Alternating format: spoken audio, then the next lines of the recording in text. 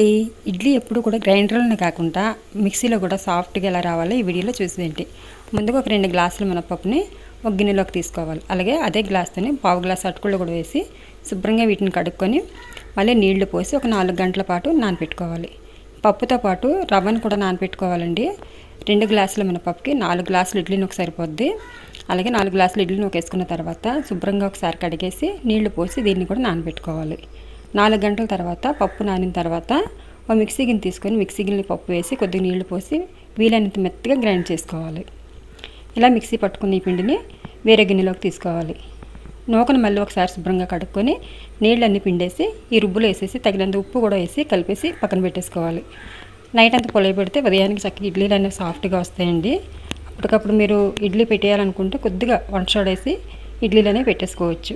ఇదేనండి ఈరోజు వీడియో. మీకు నచ్చిందని అనుకుంటున్నాను. నచ్చితే సబ్స్క్రైబ్ చేయండి.